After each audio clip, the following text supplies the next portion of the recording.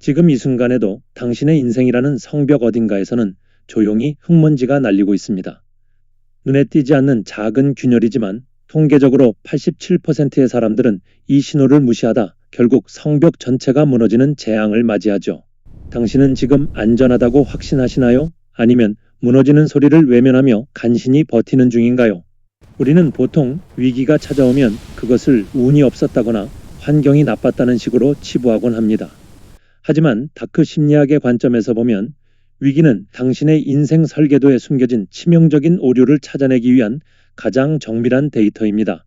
마치 정교한 기계가 과부하로 멈춰섰을 때 비로소 어느 부품이 규격에 맞지 않았는지 드러나는 것과 같은 이치입니다. 지금까지 당신이 믿어왔던 착하게 살면 복이 온다거나 진심은 통한다는 막연한 가설들이 현실이라는 단단한 벽에 부딪혀 박살난 것뿐입니다. 이 붕괴를 비극으로만 보지 마십시오. 오히려 축복에 가깝습니다. 부실공사로 지어진 집은 언젠가 무너지게 되어 있고 폭풍우가 치는 날 그 약점이 드러난 것이 천만다행이기 때문입니다. 배신을 당했거나 사업에 실패했습니까? 혹은 믿었던 사람에게 이용당했나요? 그것은 당신의 성벽 중 어느 구간이 가장 허술했는지, 당신의 방어 기제가 어디서 작동하지 않았는지를 알려주는 유일한 지표입니다. 실패의 잔해 속에서 당신이 가장 먼저 해야 할 일은 감정에 매몰되는 것이 아닙니다. 차가운 눈으로 그 파편들을 하나씩 분석하는 것입니다. 나는 왜 그 사람의 의도를 읽지 못했는가? 내 성벽의 문은 왜 아무나 열 수 있도록 설계되었는가를 집요하게 파고들어야 합니다. 이 과정을 거치지 않으면 당신은 평생 똑같은 자리에서 똑같은 방식으로 무너지는 건축가로 남게 됩니다. 하지만 단순히 무너진 곳을 파악하는 것만으로는 부족합니다. 진짜 문제는 당신이 아직도 손에 쥐고 있는 그 낡은 설계도 자체에 있기 때문입니다. 이제 우리는 그 설계도를 완전히 불태워야 합니다. 도대체 무엇이 당신을 이토록 취약한 요새로 만들었을까요? 그 근원적인 결함은 바로 당신이 가장 소중하게 여겼던 어떤 착각에서 시작됩니다. 과연 당신을 망가뜨린 그 달콤한 착각의 정체는 무엇일까요? 지금 당신이 손에 쥐고 있는 그 인생 설계도를 가만히 들여다보십시오. 그 안에는 남에게 상처 주지 말 것, 언제나 친절할 것, 양보가 미덕이다 같은 아름다운 문구들이 가득할 겁니다. 하지만 냉정하게 묻겠습니다. 그 설계도대로 지은 당신의 인생이라는 집에서 지금 당신은 정말 안전합니까?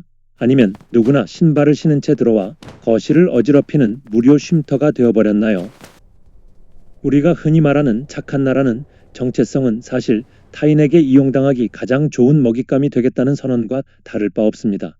통계적으로 상위 1%의 전략가들은 결코 타인의 승인에 목매지 않습니다. 반면 90%의 평범한 사람들은 거절했을 때 돌아올 비난이 두려워 자신의 에너지를 타인이라는 밑빠진 독에 들이붓습니다. 이것은 배려가 아니라 사실은 미움받을 용기가 없어 선택한 비겁함의 다른 이름일지도 모릅니다. 이제 그 낡고 습기 찬 설계도를 미련 없이 불태워야 할 시간입니다. 많은 이들이 과거의 방식을 조금씩 수선해서 써보려 노력하지만 기초공사부터 잘못된 건물은 아무리 인테리어를 새로 해도 결국 다시 무너집니다. 타인의 인정을 구걸하는 태도는 당신의 권력을 스스로 포기하고 타인의 노예로 살겠다는 계약서에 서명하는 것과 같습니다. 그들이 당신에게 기대했던 만만한 모습들을 하나씩 삭제해 나가십시오. 설계도를 태운다는 것은 과거의 당신을 상징적으로 죽이는 고통스러운 과정입니다. 하지만 이 소각 작업이 끝나야만 비로소 누구의 간섭도 받지 않는 당신만의 고유한 영토가 드러납니다. 남들의 눈치를 보며 쌓아올린 가짜 벽들을 과감히 허물어내세요. 당신이 착한 사람이라는 감옥에서 걸어 나올 때 세상은 비로소 당신을 함부로 할 수 없는 존재로 인식하기 시작합니다. 기억하십시오. 타인의 박수를 받기 위해 설계된 인생은 관객이 떠나는 순간 곧바로 암흑에 잠깁니다. 이제는 관객이 없어도 스스로 견고하게 서 있는 요새를 지어야 합니다. 하지만 설계도를 태웠다고 해서 곧바로 건물이 지어지는 것은 아닙니다. 텅 빈 터에 다시 적들이 침입하지 못하도록 당신의 정보를 철저히 통제하고 에너지를 비축하는 아주 은밀한 단계가 필요합니다. 새로운 성벽을 쌓기 전 당신이 가장 먼저 걸어 잠가야 할 비밀의 문은 무엇일까요? 바로 당신의 입입니다. 입을 여는 순간 당신의 요새는 설계도도 없이 적들에게 노출됩니다. 전략가들은 말합니다. 상대에게 당신의 패를 보여주는 것은 총을 쥐어주고 어디를 쏠지 가르쳐주는 것과 같다라고 말이죠. 놀랍게도 우리는 정서적으로 불안할 때 평소보다 3배나 더 많은 개인정보를 타인에게 흘리는 경향이 있습니다. 외로움과 결핍을 채우기 위해 뱉어낸 그 한마디가 나중에 당신의 목을 겨누는 칼날이 되어 돌아온다는 사실을 알고 계십니까? 많은 이들이 변화를 결심하면 주변에 선언부터 합니다. 나 이제 공부할 거야. 나 이제 그 사람 안 만날 거야. 라고 말이죠. 하지만 다크 심리학의 관점에서 볼 때 이것은 최악의 전략입니다. 당신의 변화를 들은 주변 사람들은 무의식적으로 당신을 예전의 위치에 묶어두려 합니다. 당신이 변하면 자신들의 영향력이 줄어들까 두려워하기 때문이죠. 그들은 조언이라는 가면을 쓰고 당신의 의지를 꺾는 심리적 방해물을 놓기 시작합니다. 이제부터 당신의 요새는 철저히 침묵 속에 건설되어야 합니다. 무엇을 계획하고 있는지, 누구를 만나는지, 심지어 당신이 고통받고 있다는 사실조차 외부로 유출하지 마십시오. 정보가 차단된 사람은 타인에게 미스터리라는 공포와 경외심을 동시에 줍니다. 상대가 당신을 읽을 수 없을 때 그들은 함부로 행동하지 못하고 당신의 눈치를 살피게 됩니다. 이것이 바로 보이지 않는 권력의 시작입니다. 침묵은 단순히 말을 안 하는 것이 아닙니다.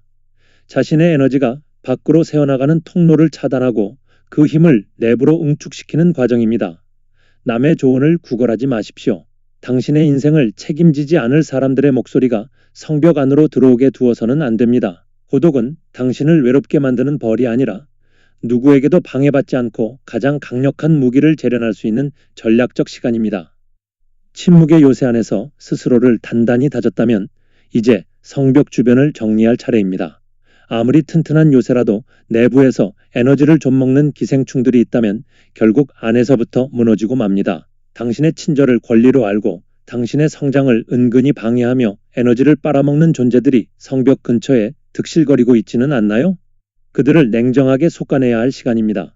과연 당신의 소중한 에너지를 좀먹는 가장 위험한 이웃은 누구일까요? 성벽 안에서 침묵을 지키며 힘을 기르기 시작했다면 이제는 성벽 외벽에 붙어 당신의 진액을 빨아먹는 기생식물들을 정리할 차례입니다. 우리는 흔히 인맥이 자산이라고 배웠지만 다크 심리학의 관점에서 잘못된 인맥은 자산이 아니라 당신의 요새를 무너뜨리는 심리적 흰개미와 같습니다. 겉으로는 응원하는 척하면서 당신의 변화를 은근히 깎아내리거나 교묘한 가스라이팅으로 당신의 확신을 흔드는 이들이 주위에 있지는 않습니까? 통계적으로 인간의 의지력은 한정된 자원이며 부정적인 관계 하나를 유지하는 데 드는 에너지는 긍정적인 관계를 맺을 때보다 5배 이상 높습니다. 당신이 아무리 대단한 결심을 하고 요새를 보수해도 내부에서 에너지를 좀먹는 존재들을 방치한다면 성벽은 결국 안에서부터 푸석하게 부서집니다. 그들은 당신의 친절을 권리로 착각하며 당신이 성장하려 할 때마다 내가 무슨 예전에 너답지 않아 라는 말로 당신을 과거의 늪으로 끌어당깁니다. 이제 냉정하게 가지치기를 시작하십시오. 이것은 감정적인 복수나 분노가 아닙니다. 철저히 당신의 생존과 목적지를 고려한 전략적 선택이어야 합니다.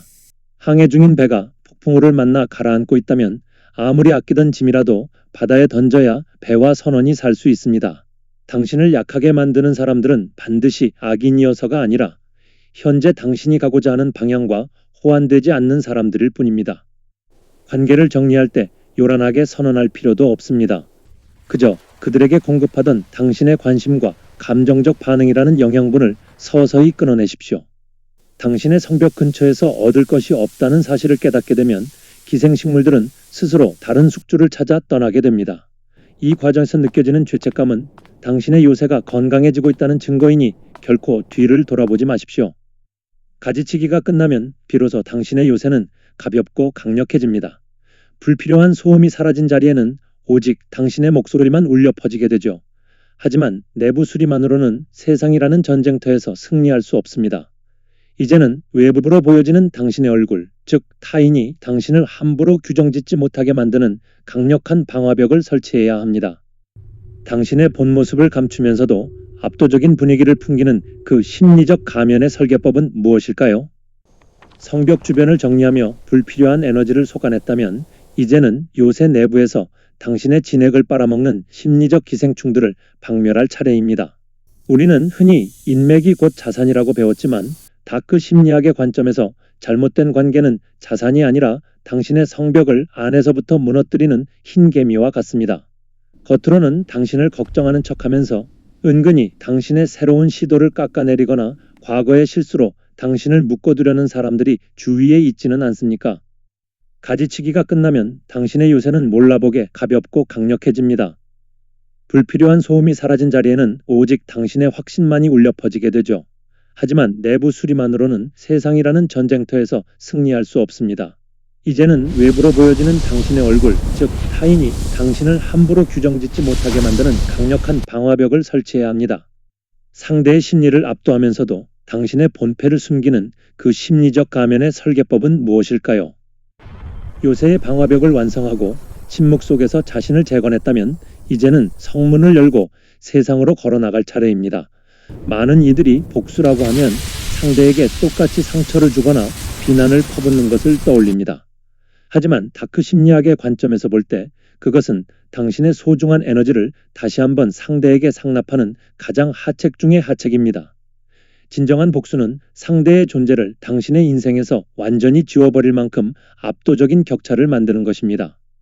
최고의 복수는 무관심과 성공이라는 두 가지 날개로 완성됩니다. 과거에 당신을 함부로 대했던 이들이 당신의 변화된 모습, 즉 차분한 눈빛과 절제된 언어, 그리고 몰라보게 단단해진 결과물을 목격하게 하십시오. 그들이 당신에게 다시 영향력을 행사하려 들 때 아무런 감정의 동요 없이 미소 짓는 것만으로도 충분합니다. 당신의 세계에서 그들이 더 이상 아무런 변수가 되지 못한다는 사실을 깨닫게 하는 순간 상대는 형용할 수 없는 패배감을 맛보게 됩니다.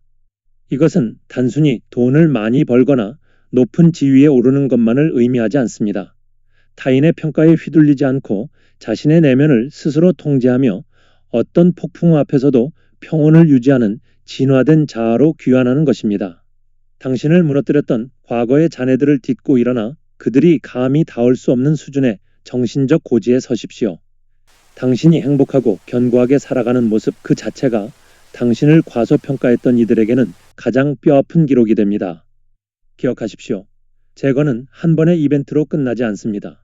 오늘 이룬 승리가 영원할 것이라 자만하지 말고 끊임없이 자신을 업데이트하는 지속적 진화의 태도를 체화해야 합니다. 세상은 끊임없이 당신의 성벽을 두드릴 것이고 그때마다 당신은 더 정교한 설계도로 대응해야 합니다. 이제 당신은 누군가에게 휘둘리는 약자가 아니라 자신의 인생이라는 왕국을 통치하는 당당한 전략가입니다. 긴 여정을 지나 마침내 당신은 새로운 요새의 주인이 되었습니다.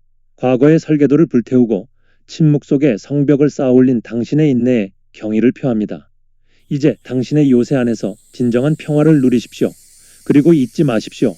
당신의 진화는 멈추지 않으며 이제 세상은 당신이 정한 규칙대로 움직이게 될 것입니다.